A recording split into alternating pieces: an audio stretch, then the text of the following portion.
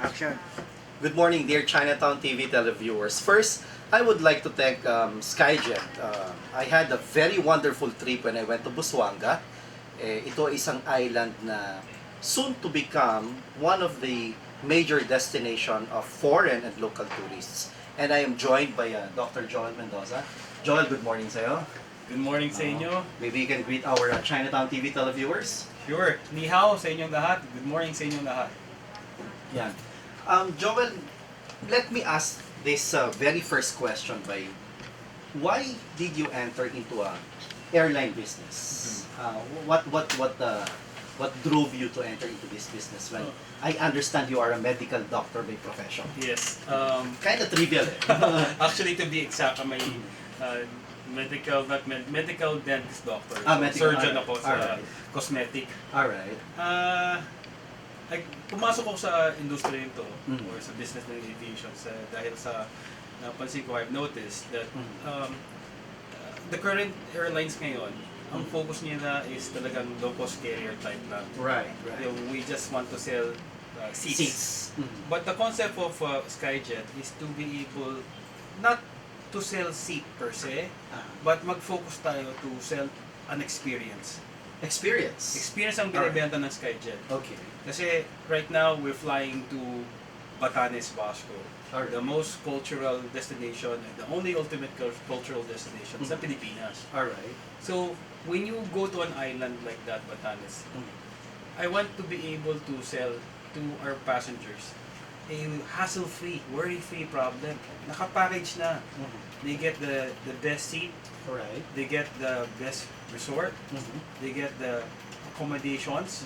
And the tour experience to the destination, the culture itself, binibenta ng SkyJet. So it's hassle-free. You're saying it's hassle-free because it's end-to-end. Exactly. Alright. Paano mangyari yan to be able to do that? Ang ginawa po namin is that ibang airline kasi they focus on paying a lot of money through marketing, Right. TV ads like that. That's why yung mga cost ng mga SkyJet tumataas, di ba? Dahil they have to incorporate the marketing. Mahal ho kasi ang media sometimes. Right. Yun, That's true. So sa amin is that even if hiwa-hiwalayin nyo yung package, i-breakdown nyo yung airfare, i-breakdown nyo accommodations, i-breakdown nyo, mas mura po kung lumalabas yung aming packages. Okay. So, ang in-explain ko dito is that we would like to guide the tourists and walk them through the experience of going to the destination. Like yung Busuanga, Palawan, Coron, yung Virac, yung parang nilipara namin ngayon sa April 15, yung Virac, Catanduanes. So that's pretty soon, ah? Yeah, April Okay. 15, we're gonna fly to Virac, Catanduanes. Okay. Ang Virac kasi, hindi pa siya na-explain sa publiko na itong lugar na to it has a very good potential for tourism. Okay. It's a very nice place for I would see it close to resemblance of Batanes. You know, Joel, having said that, medyo ang nakaka-capture ko kasi sa sinasabi mo, medyo may certain uniqueness yung SkyJet eh. May certain uniqueness in a sense kasi you're saying that you're selling experience more than a seat. Yes. Diba? So, mukhang ito yung pinaka-unique selling proposition mo. Now, what I'm trying to drive at is this something that you'd like to extend to riding public? Like, ito ba is a form of a corporate social responsibility in SkyJet? Well, you have already hit the right spot. Alright. The way nakikita ko, when you do a business, there should always be a give and take. Right, I agree with that. Diba? Para makita mo yung long-term vision ng isang kumpanya o isang produkto. Okay. So yung SkyJet is, pag lumipad ang SkyJet sa destination mo, dapat maging biyaya siya or blessing to a destination. Right. You should be able to create economics. You should be able to increase employment. You should be able to give a lot of benefits for the locals and also for the tourists that you will bring.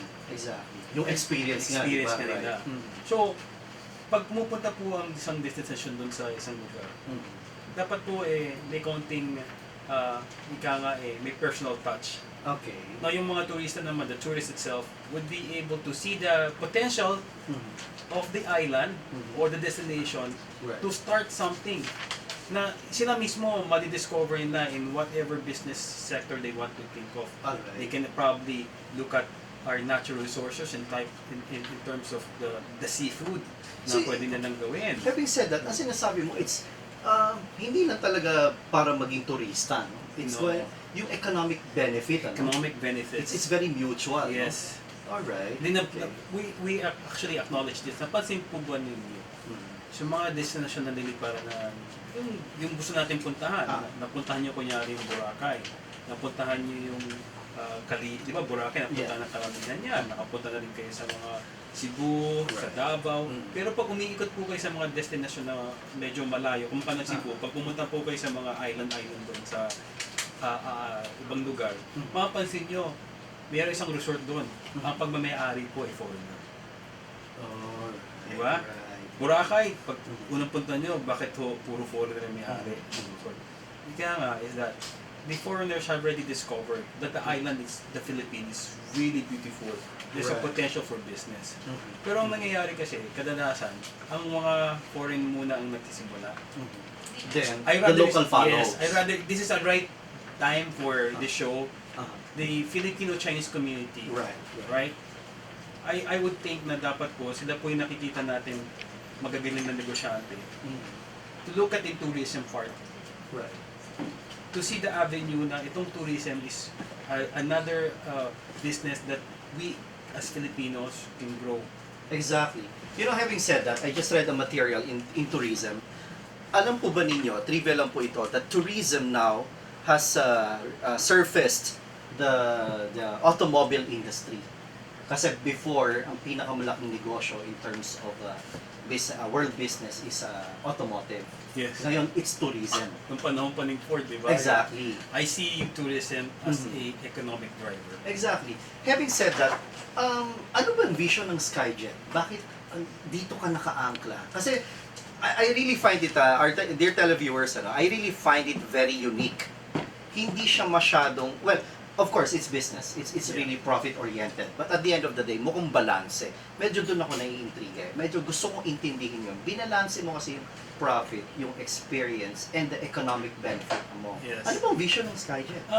Kasi ang vision ng SkyJet is to be able to have a direct communication with the local community. Right.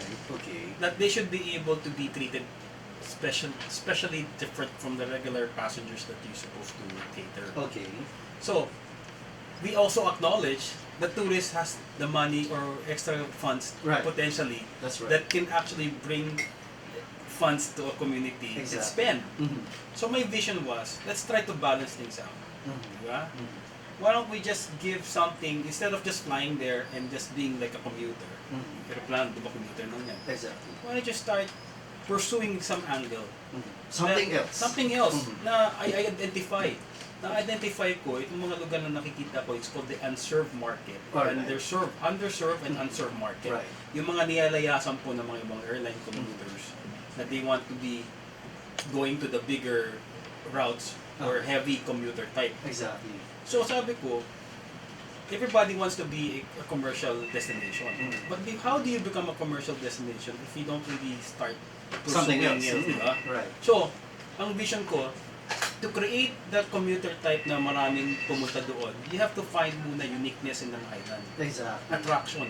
So SkyJet starts focusing on selling an experience to a destination.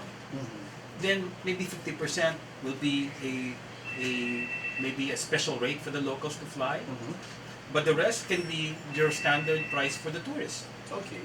So if you have a balance between the locals having said that meron silang special rate para sa kanila and the tourists will have their appropriate price, which is generally the price of everyone else, then you can balance everything out there. Are you trying to say, ito rin yung naging effort mo recently sa Taipei?